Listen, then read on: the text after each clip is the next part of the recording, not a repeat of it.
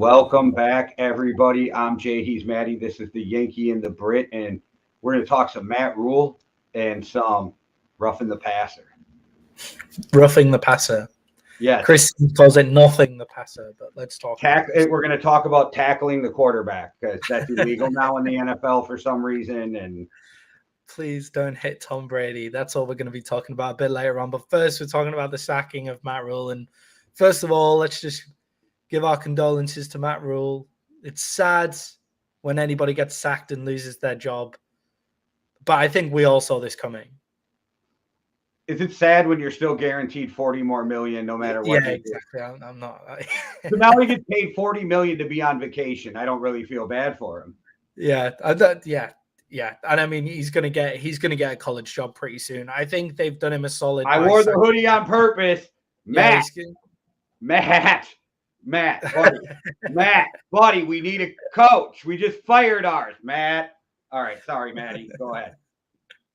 I mean, he's gonna be, he's gonna have a college job soon, right? I mean, the Sooners job looks like it might be up for grabs sometime soon. Who else is available? Who else is looking for a coach out there? Oregon State, have they sorted out their coaching thing right now? Nobody else is looking for a coach. Yeah, I'll have to be the Wisconsin Badgers, won't it? There we go. It's all worked out perfectly for you. He's a good college coach as well. Good college coach. Yeah, excellent. Okay, so I'll make my pitch to Matt Rhule when we're done. He was blessed and cursed with his owner is a blessing and a curse. So yeah. One, your owner is a blessing because he is willing to do whatever the fuck it takes to win. He will spend whatever the fuck it takes to win. Your owner is a curse because being that he's willing to do all that, he wants to win right now. Yeah, definitely. He's in the Jerry Jones style. Yeah, you don't have a team to win right now. It's just He's in the Jerry Jones style of ownership where it's like, God, he's everything I want an owner to be, willing to spend all the money like an actual philanthropist, like gives a shit about the town that it's in, like wants to build better facilities, like wants to build youth around the city as well, like good guys. Like obviously you can't become an old white man billionaire without being an absolute asshole somewhere along the line. But as old white men billionaires go, they're two of the better ones. And like they're doing it in terms of their footballing side.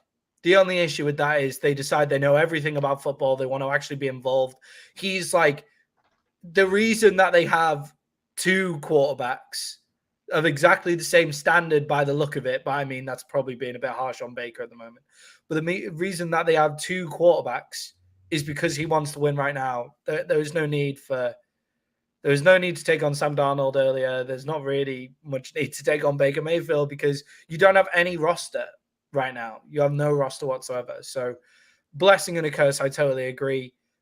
But I think they've also done Matt Rhule a solid by getting rid of him now while those jobs still open. And Baker put himself in such a bad situation to come in late to try to learn a situation in a bad team, which people can argue with me but I don't think there is 31 better fucking quarterbacks than Baker Mayfield in the NFL. He just went into a bad situation in a bad team, which we talked about before the season. You might have been better off sitting out or playing for the Browns as bad as you would have had to like swallow. Now, I'm petty. I would not have played for the Browns, but I'm a fucking idiot too. Also, I'm saying that and I don't have $18 million hanging on it too, because I'd play for about anybody for $18 million. I get that. Yeah. But man, Baker put himself in a bad situation and a lot of personal feelings got involved, and he might have to go the backup route after this to see if he ever gets back into a starting role again. Yeah, just before we move on to Baker, do you think Matt Rhule deserved to get fired? Sorry. Do you think Matt Rhule deserved to get fired? Do you think there was really anything that he could... I'm getting a call. There you go. Matt Rhule deserved to get fired. Do you think there was really anything he could do? I don't know if deserves the right word, but I get it. I absolutely get it. And if you're done with him, move on now. Just pull the Band-Aid off, make the switch, back your Brinks truck up to Sean Payton, even though I doubt the Saints will trade him there, but they didn't like when that was brought up. They didn't like fucking shit on the idea. Um, I don't think he was going to win with them, so you might as well go now. But I don't know who's going to win with that team right now without the owner stepping back, taking a bit of realistic humility and going, yeah, we're going to have to go about the Texans route or the, something like that. Slow, build the interior line, build the defensive line, and then it hopefully in the mix of building all that, you find your quarterback. Yeah, like what coaches are out there? Wouldn't you have been better just to stay with Matt Rhule and just like you're not going to win now? Like what the owner should have done is come up to the podium and say, "We're not going to win. Like we're not going to win right now. There's no chance." I know you can't say that. Okay. I know it's not something you can do, but sometimes you just think with owners, like you see it in like British football leagues all the time, where managers don't come out and say, "Oh yeah, we're going to win the league." They'll say, "Oh yeah, we'll avoid relegation this season. That's our target. Like finish like 16th, 17th, and then we'll build from there." Wouldn't the Panthers? Wouldn't that just have been easier to come out and say, "Look, we're not going to win this season. Let's see how Matt Rhule's vision works out. Let's decide who our quarterback's going to be. Let's see if Baker can pick it up from here or give Sam Darnold a go, or maybe PJ Walker's the kind of guy, like just switch it around, see what you got with Matt Rhule, see if he makes any progression next year." But I mean, he was also shit last year and they've got worse. So I do think that sacking Matt Rhule because of the noise coming out of there was the right decision. I just don't know where else they go from here without them just admitting this is a 3-year rebuild at best. Yeah, because I don't care if Lamar Jackson comes on the market and you get him, okay? I don't even care if you get Lamar Jackson, which would never happen, for a 7th round pick. Yeah. You're still not winning more than fucking 7 games if you don't get him murdered. Yeah, the only issue with that is they don't have any cap space either. No, I'm not saying they'd even get him. I'm just saying you can put Lamar on that team and they're still not fucking winning right now. Yeah, exactly. And you'd probably get Lamar killed. I think the Christian McCaffrey days of like owning the league are done. I think they need to. So even if that player did come available, like a Lamar Jackson or somebody like Lamar Jackson does have the ability to carry a franchise on his shoulders. He's that kind of guy. He plays that kind of football. That's fine. They don't have the cap space to fix that. Like when you're in a shitty position, or the offensive line to protect him. Yeah, like when you're in the position as one of the worst fucking teams in the league, like if not the worst, like roster wise and in terms of heart and playing stuff. Like the Texans have a C roster, but the way that they play, they don't have the like Christian McCaffrey or the DJ Moore that the Panthers have. They don't have the Baker Mayfield. I mean, you love Davis Mills, but Baker Mayfield's shown a bit more than Davis Mills. Not this year, though, but just in general. But they don't have the cap space to work that out either. So you need to get rid of Christian McCaffrey. They could do with getting rid of DK Watt and just heading straight to the draft. Because I'm pretty sure they don't have... They look like they're going to get the first overall pick, but then they don't have a second-round pick because they played Sam Darnold too many games. So they don't have a second-round pick, they don't have a fifth-round pick, and they don't have a seventh. Like, so they can't build through the draft and they don't have any cap space. So where does that leave everything? Would you not have just been better at just leaving Matt Rhule in place and just seeing where he can take it from there? They can't get rid of McCaffrey. Does he take loads of dead cap? $27.138 million in dead cap if they get rid of him this year. Yeah, you have to trade him. You still have to eat that dead cap if you trade him. That's all bonus money. Oh wow. Okay. Well, at least they have an out after 2023. They have an out where they can knock the last 3 years off of his deal and spread $18 million over 3 years of dead cap. But if they get rid of him before then, they got to eat almost $30 million in dead cap on a running back. Yeah, it's that's where they've got to say, look, this is at least a 3-year rebuild, though, isn't it? Like, this is where they've got to go. Well, they're probably saying that inside the building. But like you said before, you can never say that because of your fan base. And other owners will be like, what the hell are you doing? You're killing the whole idea of parity. Yeah. I don't know. I just think there are just teams where you just look at it and you know it's a 3-year rebuild, so they may as well just say lower fan expectation, and then you might actually get something from that. If you come out and the fans are only expecting you to win 4 or 5 games in the season and you win 6, that feels like a much better season than every season everybody goes in and believes their team's a playoff team.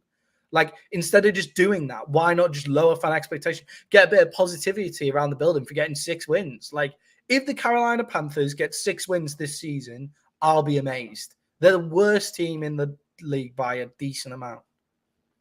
And Baker's injured. Sam Darnold's not back yet. PJ Walker is not an NFL starting quarterback. So I like him as a gadgety backup. Like, he's a fun backup to have, you know? Like, I thought of him, and not in the same I'm going to bull rush you, but like Taysom Hill type plays. You could bring that dude in.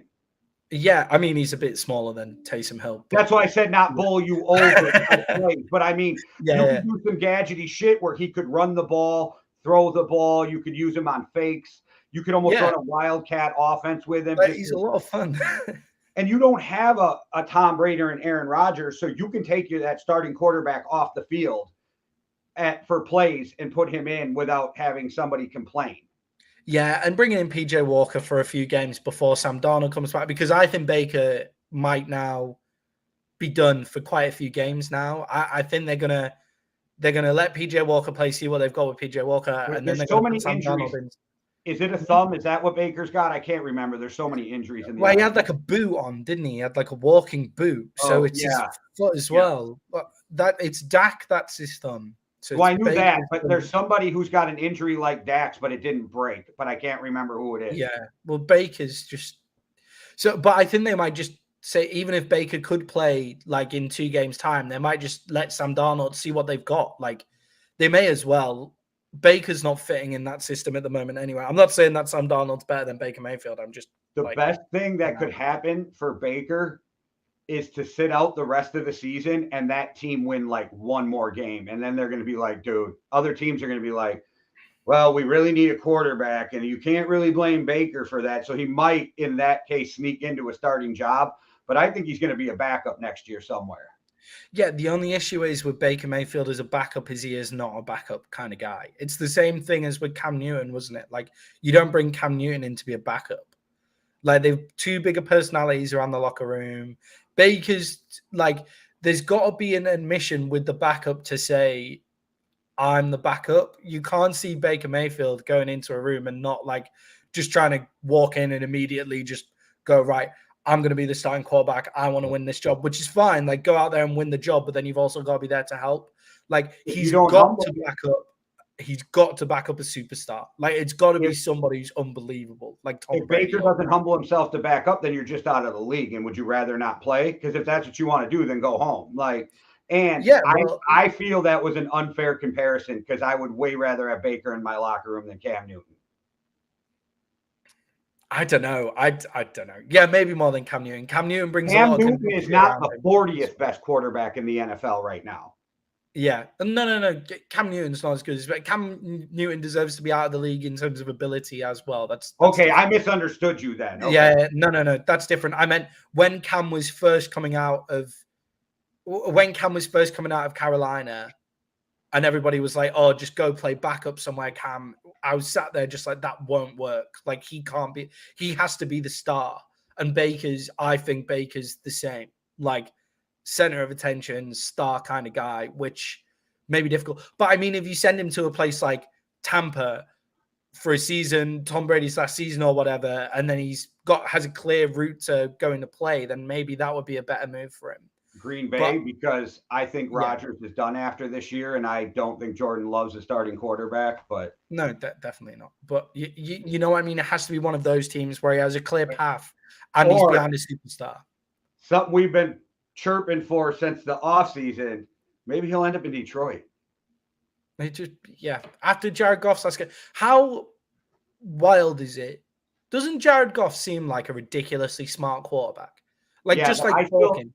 I still have this feeling he's going to hit a ledge yet this year. Yeah, but just like, well, I think he hit his ledge in last week. Like, they scored 0 points. They went from the high, because all Bill Belichick did was play deep cover 2 and take away Hawkinson. Like, that's That's what he did.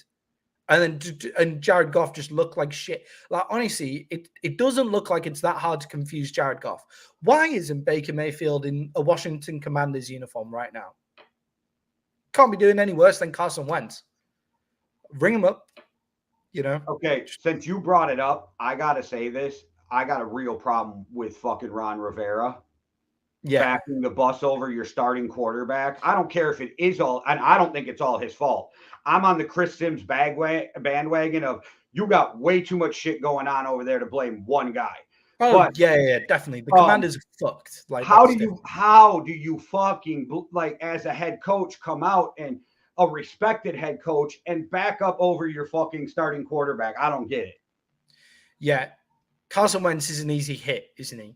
Like, yeah, but he's your starting quarterback. You just don't. Yeah. And you already know he seems to be fragile as fuck when it comes to like how he's looked at in the locker room, because we heard all the shit that happened in Philadelphia, and Nick Foles and him are good friends, and he still acted that way. Yeah, it sounds like Carson Wentz is actually quite difficult around the locker room as well, though. Like, he's quite a difficult guy to go after this year, but you don't back up. And if you're another quarterback after you hear that, do you want to go play for Ron Rivera? Yeah, totally, definitely. I can't really see Ron Rivera keeping his job this year in Washington. He has to be the next person on the hot seat. Like, so maybe that's just a complete overhaul in Washington, to be honest. Like, with the Cowboys 4-1, the Eagles 5-0, and the Giants 4-1, even though I think the Giants are a little fraudulent, but like, we'll talk about it when we're reviewing the games tomorrow. Ron Rivera's got to go. And in that case, you think Baker Mayfield's a great fit for the Washington Commanders. He's that kind of guy.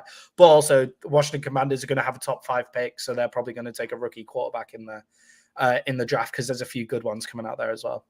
Don't be surprised if Lincoln Riley moves to the NFL if he gets smoked with USC in the Pac-12. And when he took that job, he was not thinking they were moving to the Big Ten, and now they're moving to the Big Ten, and I don't know how that like feels for him. So if you're not okay with that, you can take an NFL job, because you're Lincoln Riley. You can go back to college in a heartbeat. Maybe Lincoln Riley Baker link up somewhere like the Commanders or something like that. Yeah, which is terrifying. The only thing with that is Lincoln Riley's actually done something at USC, so that's good. The other thing is with that, it could be Lincoln Riley at the Panthers with Baker Mayfield and just cut out the middleman. Like, that would and you would stay if you probably stay if you're Baker, if your college coach who you love comes on. But I don't know if Lincoln Riley wants to go to the NFL either. I'm just saying there's opportunities for good young coaches coming up in this offseason, because some guys are going to get fired. And as odd as it sounds, because he's a first-year guy, and I thought I'd only see that with the Arizona Cardinals, I think Hackett might be gone after 1 year. Oh, Hackett has to go. Well, the owner didn't hire him. The new owner did not hire him, or the GM. Yeah, Hackett has to go. Hackett, we're getting a bit off tangent here, but but teams like Denver, that's a Sean Payton destination.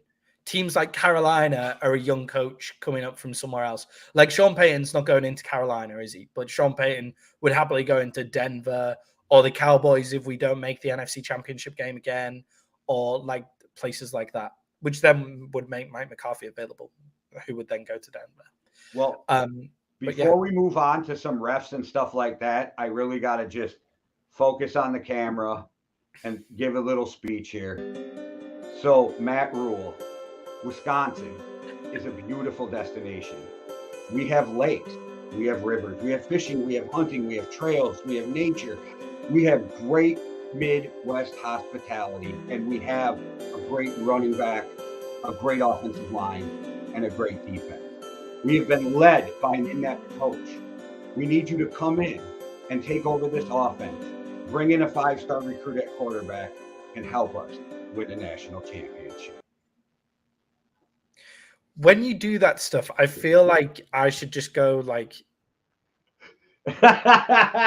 you should have. That I would have probably broke out laughing. I would have probably died laughing. That would have been awesome, because I didn't even think about giving myself the full Shot that, yeah. I don't Next know. time, just drop They me now straight gave us out. background music, so I've been an idiot playing around with it. Next time, just drop me straight out. Yeah, I mean, it's a good fit, right? And I'd love to come up to Wisconsin whenever I manage to get over there as well. I've heard the beer scene is really good as well. You just don't want to be here in January to March.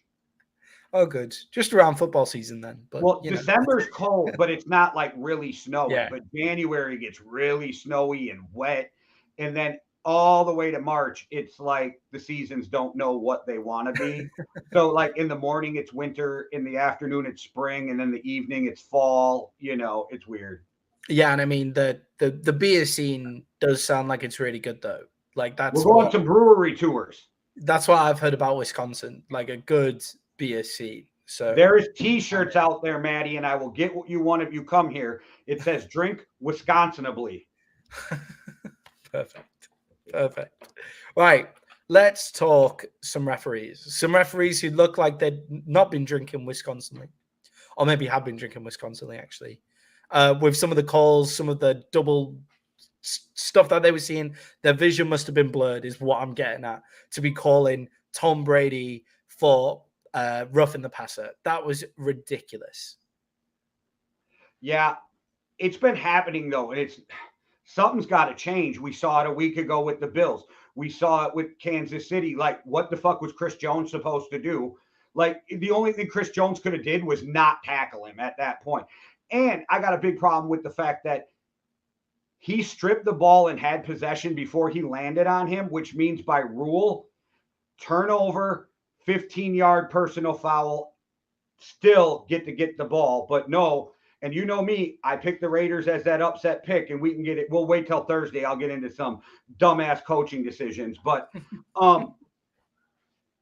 what are these defenders supposed to do? It's almost impossible for them to play defense. It's like, do you think that Tom Brady was going to get injured on that play? I mean, like, there was very little opportunity. It looked safe. Like, it looked like a safe way to put somebody down. And is in terms of like actually tackling in football.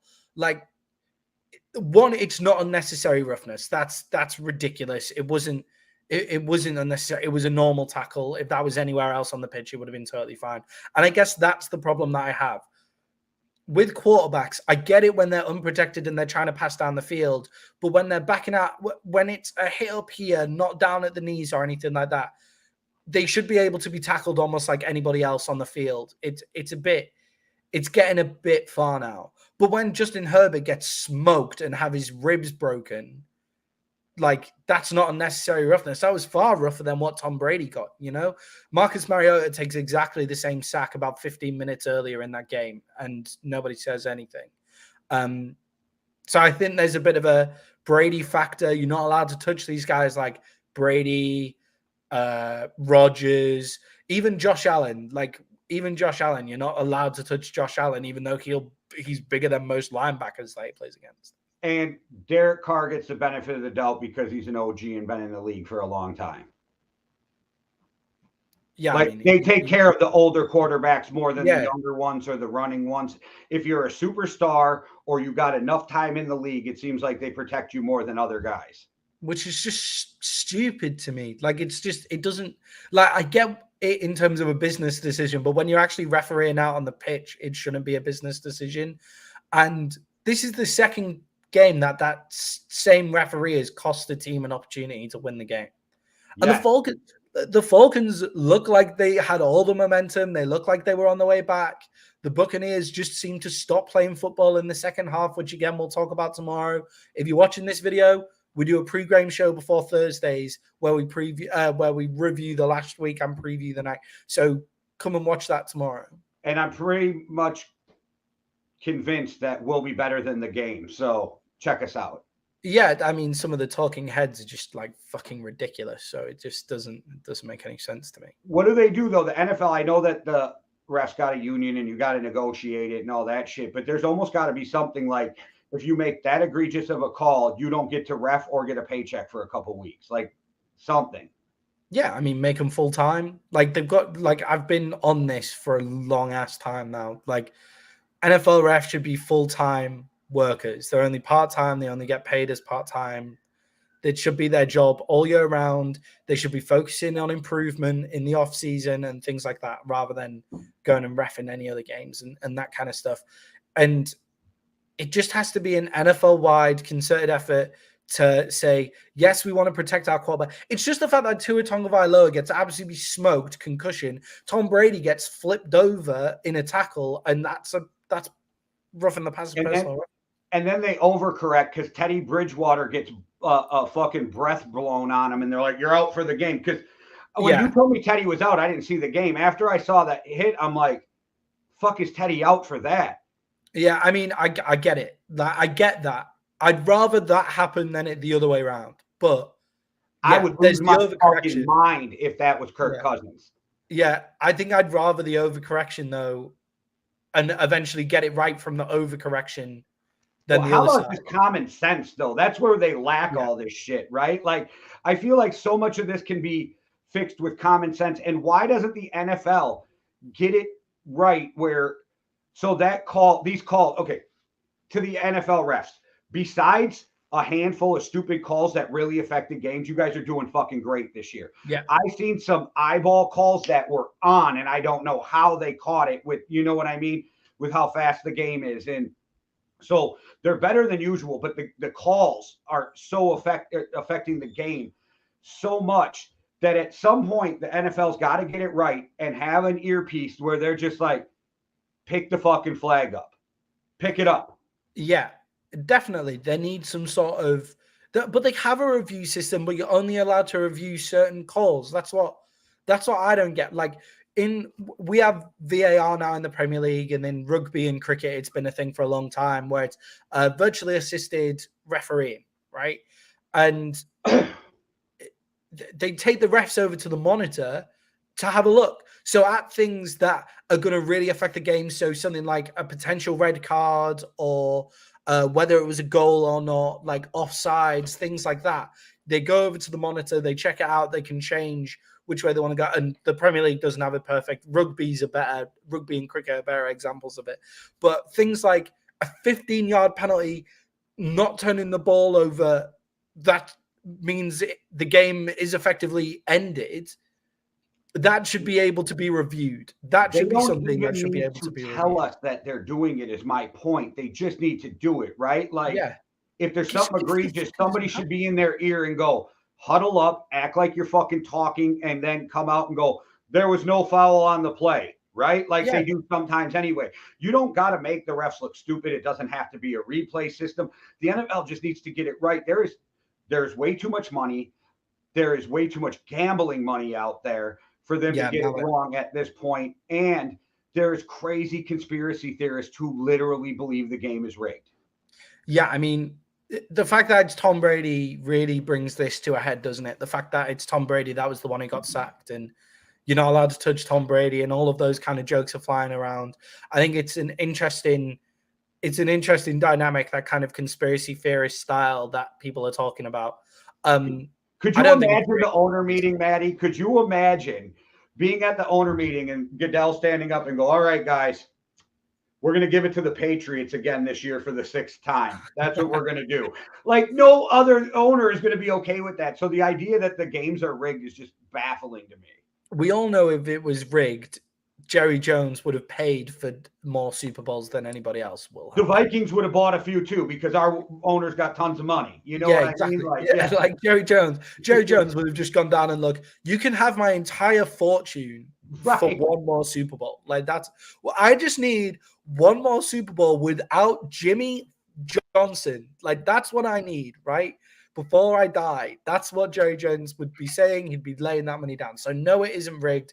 Yes, there are players that attract more favorably than others, however, which is awful. The fact that there's those, like Tom Brady takes exactly the same hit as Marcus Mariota. Tom Brady gets a 15-yard penalty that ices the game. Marcus Mariota gets a sack. That's the kind of thing that careers have now. Did you hear what Tom Brady said? No. He said, I don't throw the flags, but I don't think that was a penalty.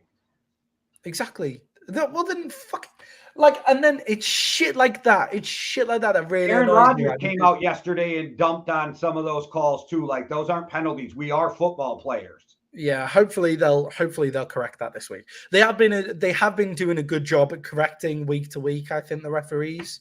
So hopefully they'll correct this week. They'll probably overcorrect now. It's going to be an interesting thing to see there with the overcorrection for Tua Tagovailoa and the overcorrection towards this call now against Tom Brady. Like, how's that gonna end up? We'll see. And did Hopefully you see they'll they're just get it like right. Tua's questionable for Sunday? I'm like, if you play Tua on Sunday, and it's not just because the No. Vikings are playing him, it's like you should be kicked out of the fucking NFL. Yeah, Tua's not playing. I'd be surprised if Teddy's playing. I know Teddy's listed as active, but they shouldn't really let him play. I don't even think he hit his head though. I'd rather not see him play as a Vikings fan, but he didn't even hit his head. I think that was the worst takeout. So, like, I think Teddy should play. I think if he doesn't, it's all because of what they did with Tua. Yeah, it's just if you're gonna actually follow the protocols. One, if you're gonna follow the protocols, then Tom Brady should have been being assessed for a head injury. And if you're Teddy Bridgewater, you're going to lose your mind if you get a chance. You don't get a chance to start, and they take it from you. Yeah, definitely. But if they're following the protocols, then Teddy Bridgewater shouldn't be playing next week. I'm just putting that. It's just so weird because his head never even hit the ground. You know what I mean? So it's really but one weird. should been so it'll be interesting to see if the NFL like it could be on like a repeal system, like that's fine. But it would be interesting to see if the NFL just goes, look, this is the protocol now. I'm sorry you've been taken out for a game, but that means you have to miss at least one more game. Like it takes 2 weeks to recover, so you have to miss at least one more game. They're going to cost people fucking playoff spots by not knowing what to do. I'd rather, like, when it comes to the concussion stuff, I'd rather cost people playoff spots than cost NFL players brain damage. I get what you're saying, but NFL fans, for one, don't give a shit. They just want their team to win. Owners most likely probably don't give a shit, except for that they look bad. Most of the players don't give a shit because they're in their 20s and they can't think past 30 at this point. Yeah, because they've already had their head smashed in. They just need to get it right. That's the thing. Like, I'm not saying they should let guys with concussions play, but there's got to be a better way to do it than what they're doing. And I know the NFLPA fired the independent neurologist. They were like, "You're fucking gone, dude." But I guess he got all fucking snide with them, like I'm the doctor. I know what I'm doing. Like, you obviously didn't. Tua, like, I rewatched it. Tua fucking fell. I forgot that he staggered and fell. Yep. I mean, it was worse than I remembered. Yeah, that doctor's threatening to sue. Well, fuck him, because you let a guy that had a brain injury play for that game and 4 days later. And now we got another brain injury to where every brain doctor who way smarter than me says this kind of shit means there's real neurological impact. Mm-hmm. Yeah, definitely. Joe Burrow saying that. Joe Burrow, we've moved on to a totally different topic. The referees should be protecting the players, in my personal opinion. Teddy Bridgewater's thing was picked up by the spotter, so the referees were going to let him back in the game. But the spotter has watched a replay and said, no, that constitutes as neurological damage. Like, he's shown evidence of neurological damage. Where did he stumble? That video's yet to come out there, but the spotter says he's looked through the replays and there is a video there where he is looking a bit dozy. Okay, if they can prove he stumbled, I'll take back everything I said. If they can't, fire the spotter. Exactly. So it's a spot. So it's the spotter situation. I think it's especially with it being the Dolphins. I think they're wanting to be especially careful because they know a lot of people are going to be watching that game to see what happens. So that's not on the refs for keeping them out. That was the spotter, and I think the spotter was the designated team physician or something like that, like the spotter in the booth. So I don't know. I do think that Teddy should be allowed to play this week, but if they want to just show the example of how the protocol works, Teddy Bridgewater shouldn't play this week. Yeah, see, and I'm really torn because I love Teddy. So maybe like feeling for him because I didn't see a concussion. So if I'm wrong, my bad, right? Like, I'm not a doctor. But I feel bad if Teddy gets to miss a start where he could show the world what he can do and maybe helps him in the future for a job or, you know, even a backup role. I'm a big Teddy fan, being a Vikings fan. For me, though, where the torn comes is I'm a Vikings fan. We go to Miami on Sunday. The best thing that can happen for me is that Teddy and Tua both don't play. and that Tyreek Hill's injury is actually going to keep him out too. That's the best thing. But I'm a players guy. I don't want to see these guys be injured. I like, you know what I mean? I think for the players, it's best just sometimes to just say, you're going to fucking hate me. Like, you're going to hate me, but it's better that you sit this game out. Like, trust me, it's better in the long term that we can actually assess what happened, assess what the spotter saw. And sometimes it's about having the balls to tell players that you're injured and this hard man act is going to end your life early. So right, and that's why again you got to get it right. And that's where I have a problem. Is a multi-billion-dollar business cannot get this right. And you had so how many years ago did Will Smith's fucking Tell the Truth movie come out? That concussion movie, because that's what really moved the NFL. You had that many years to get it right, and you still haven't got it fucking right. Yeah. They have had it right more recently. It's just the Tua thing was so bad that sparked it up. Again, I think they're moving towards it being better. It's just NFL football players, a lot of them have come from backgrounds where they've had nothing. So they don't want to give this up. And sometimes you've just got to tell them it's better to give up one game than to give up 20 years of your life on the back end. Like, yeah, I can't remember if it was Tyreek Hill, but somebody in the in Monday's game, a receiver gets fucking lit up, hits the ground, and you can see he's like gonna lay there for a second, and it must have dawned on him not to lay and pop back up like he had a spring in his butt, and walks over, adjusts his helmet, and then he's in the huddle. And I'm watching him, and he's got his arms on two guys in the huddle. I'm thinking to myself, they really gave a shit about concussion protocol. He got lit the fuck up. He should be on the sideline right now because his head did that whole whip. And the spotter should have it. The spotter should be there to take him out. And in a game where you have, we call it roll on, roll off subs. So in rugby and in football now as well, and in cricket, the concussion protocol is if somebody comes off, they can go back on. And in those sports, it's different because normally you can't do that. Right. So, but in rugby, you get taken off if there's a question about if you're hit in the head, if there's any question whatsoever, they'll bring you off for at least 10 minutes to take you into the locker room, check you out, and then you can go back on if you want to. But the NFL is roll on, roll off subs anyway. They change all the time. So what's the harm in just I know if it's your best player, you don't want him to come off the pitch if he's totally fine. But so like Tyreek Hill is a big investment for the Miami Dolphins. Like a big investment for the next 4 to 5 years. Like, is he going to make a difference with one game with Skylar Thompson playing? Like, no. I think they're a week or two away from changing the rule to if you even think you have anything, you're done for the game. Yeah, I mean, I think that would. I personally think for this season, while they work on getting it right, it might be just best to overreact.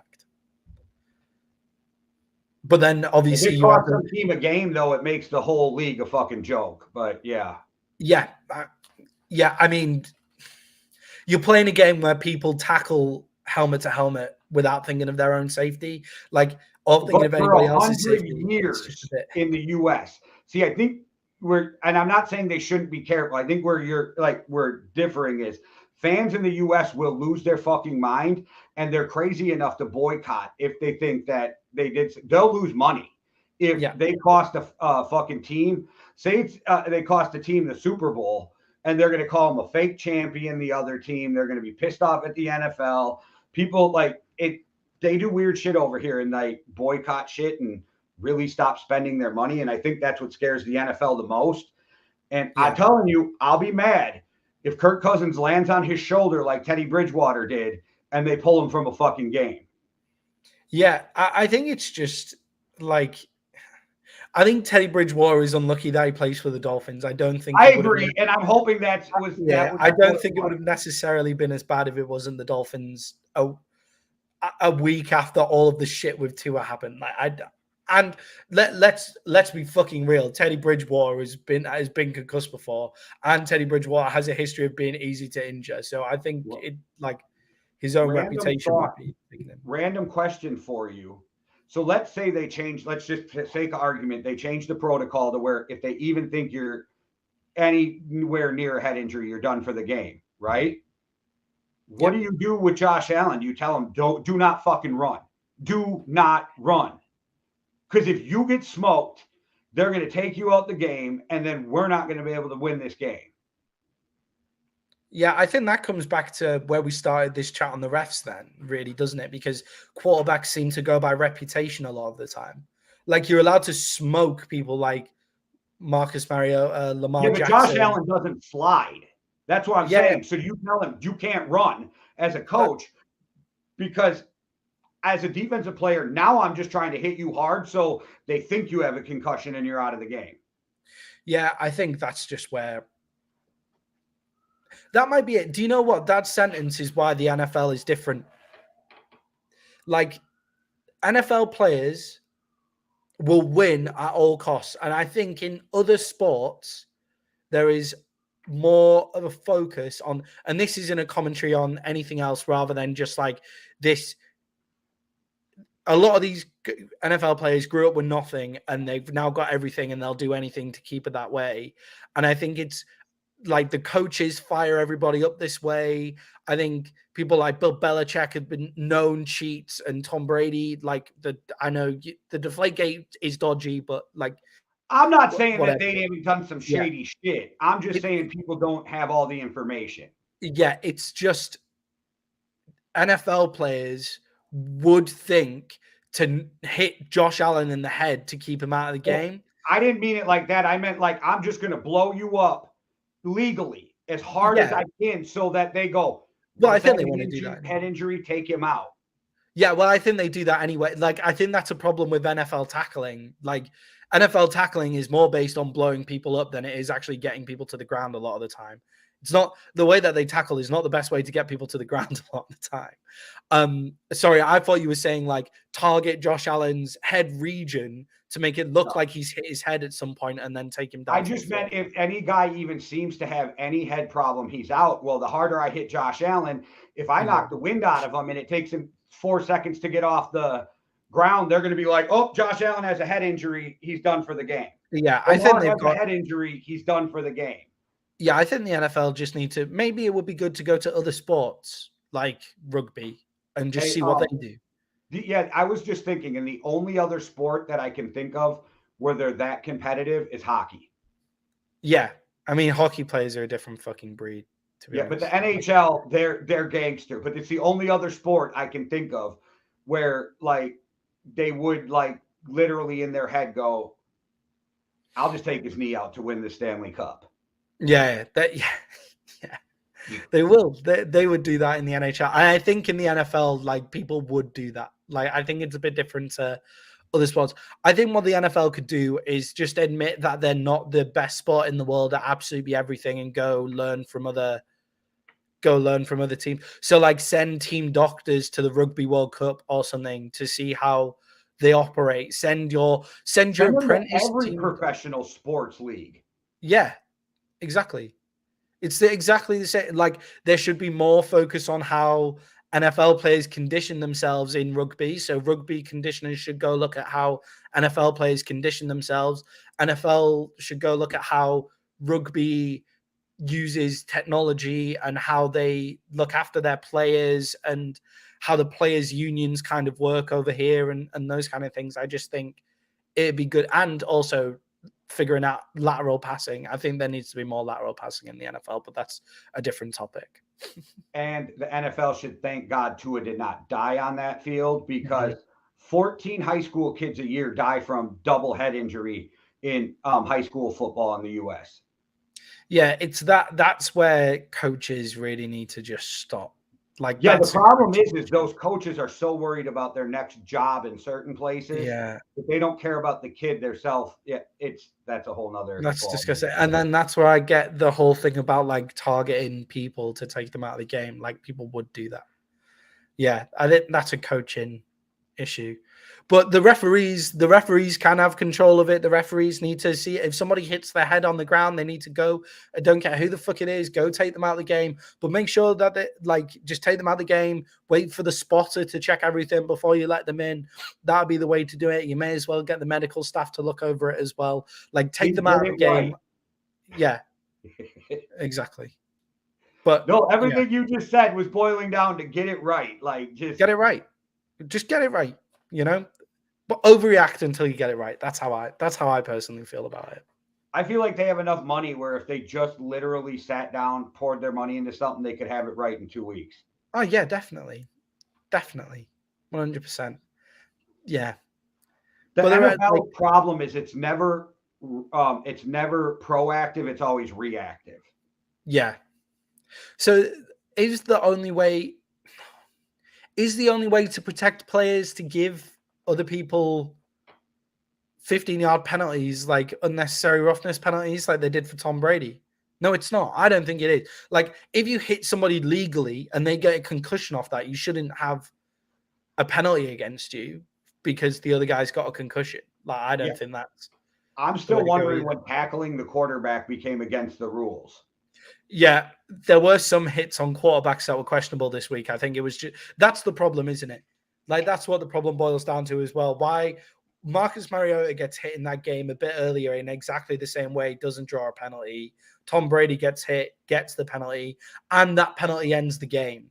And nobody goes to review it. Nobody goes to check anything out. And the Falcons had the momentum. And anybody who watches sport know momentum matters. Especially in the NFL. Yes. Especially in the NFL. I feel like in other sports, it's not as big a deal. But in the NFL, like, really, really does make a difference. Basketball, having the hot hand in basketball, that's the other one. Well, yeah, it's weird too because home field advantage is huge in football, but in hockey, it's not that big of a deal. Yeah, that could be not enough people watch hockey. But, yeah. No, I mean, but the NHL playoffs, they're packed to the brims, and like they're fucking people. That's the thing about the NHL. If you go on those sites and ask when should I start watching the NFL, they're all going to tell you best playoffs of any sport out there. But that's the only time they watch. So. The NHL does great with their playoffs, but like home field or home ice does not really matter in the NHL. It's weird. Yeah. But yeah, referees grow some balls. Tom Brady's allowed to get tackled, you know? Even NFL, Brady thought it was a bad call. Yeah, definitely. NFL, yeah, Tom Brady didn't fucking say it at the time, though, did he? Like, Tom Brady didn't go over and say, "Oh, pick up that flag." I know. Well, I would never do that either. I know you wouldn't. My team's got to win. I know you wouldn't. But it's just, I wouldn't either. I'm just saying, like, don't take this high horse of like, oh yeah, it probably wasn't a penalty. Like, I would have rather say, oh, I can see why they gave it. I don't throw the flags, but I don't think it was a penalty. That's what he said. I almost rather he wouldn't have said that. But yeah, because now what he's done is made him look like he's a good sportsman kind of guy and thrown the refs under the bus. You get fines for saying shit like that in other sports. That's another thing. NFL players need to learn to respect the referees more often. No, they fine if you speak bad about the refs, they fine you. Good. I think it's bullshit. I think they should be called out for the shit they do. I don't think there's any accountability. They don't have to get up in front of the media. They don't have to answer questions for the bullshit call they just did. Maybe if they got to get drugged through social media and through the media for being a scumbag, they'd make better calls. Yeah, I think maybe get them in front of a mic at the end of a game to ask them what the fuck's going on. But I don't think players should be at the podium slagging off the refs. I think like going to the coaches and the captains after should go into the referee's changing room and say, what the fuck are you doing? Like, so that's fine. You think the ref as a person is more important than anybody else in the NFL? Because I can go up there and shit all over Tom Brady and Mike McCarthy and owners. But the second I say something about a ref, I'm getting fined. Yeah, I mean, I never think it's a good look to slag off anybody at the podium. I don't think it's a good look on anyone. I think if like blaming the other team, like look at like free speech is our number one thing over here. I think it's bullshit that you can fine them for talking shit. Yeah, I think it's just like being a bit like it just looks sour, doesn't it? Like if you walk up and you start going like, oh yeah, the referee made a shitty call, or the other team are all scumbags, like it makes you look like a cunt. Well, okay, maybe, but you got to own that then if you do it right. But I think it's like. I think if somebody would have walked out and dropped the hammer from Atlanta about what happened with Tom, nobody would have been mad at them. Yeah. Also, before we get out of here, did you see what Devontae Adams did on the Monday night?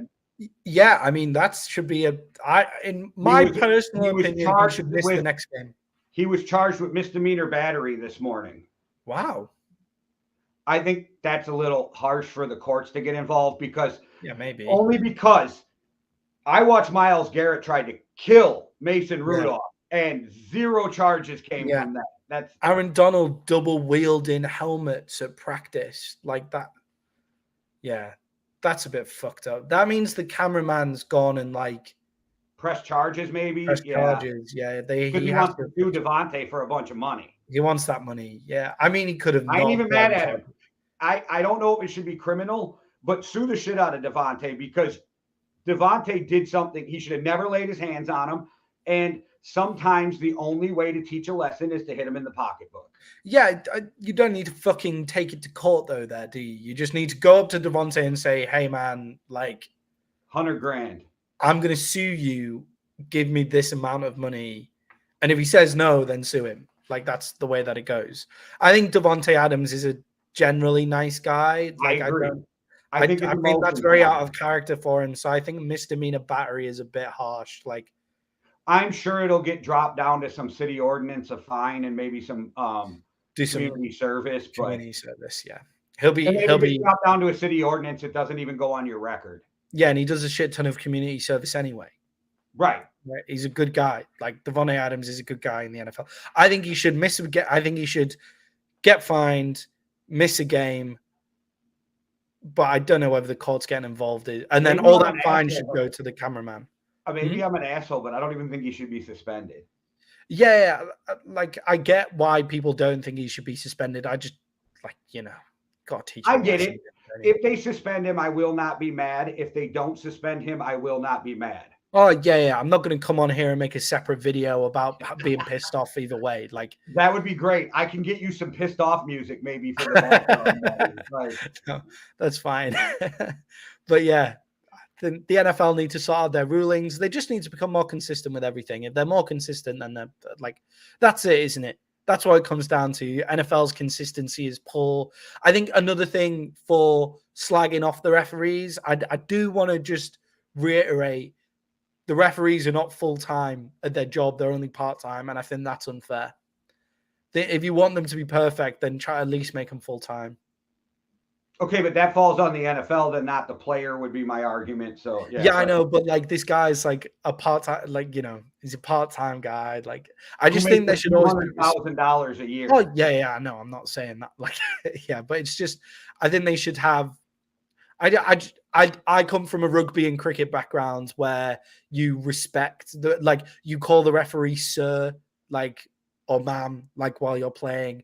And in cricket, if you talk back to the umpire, you will just be sent off straight away. It's simply not cricket. I argued with the refs a lot when I played hockey. So yeah. Yeah, you do it in a different way in rugby. You just call for it and just say sir at the end, and then. But as soon as their decision's made, you just go, "Oh, I don't know whether I agree with that, but okay." And only the captain is allowed to talk to the player. I don't know if it's just maybe I don't know if it's a U.S. thing or what, but with a lot of sports, I'm like, "What the hell is that call? Are you fucking blind? Did you not see what he's doing?" Like I've seen a ton. I've been on that end of it too, just a ton of it. Yeah, no, it's in British European football, that's worse than the NFL. The way that they speak to the referees, crowd around him, that's horrible. It makes me feel bad. When I watch my team doing that, it makes me honestly, it makes me feel ashamed of my team for crowding around the referee. But then you're sat in the stands and everybody's doing it, fucking screaming at the refs and shit like that. And then you go to rugby and you watch it, and it's this 5'9" tiny referee is getting called sir, giving players dressing down, and they're 6'5", 90 kilos, and he's giving them a dressing down like they're a school child. I'll send you a really funny video after. We need to get you a shirt, Maddie, that says referees are people too. Yeah. Ref lives matter. There you go. All right. Well, on that note, we already hit you with an hour, which I did not think we'd be on here that long, but we digressed. But you know what? Podcasting's never a straight line. No, we went all the way through there. We've gone all around the houses, but We got All there right, well, eventually. make sure you guys tune in tomorrow. We will be here pre-game for Thursday night football. It'll be a blast, and you'll hear me complain about how I was almost the Nostradamus of football again. Once again, Almost. almost. So, Almost. what's the old saying? Close is only good in horseshoes and hand grenades. So, second place is first loser. That was always my. yes, I'm with you on that. Second sucks. All right, guys. One world, one love. Deuces. Cheerio.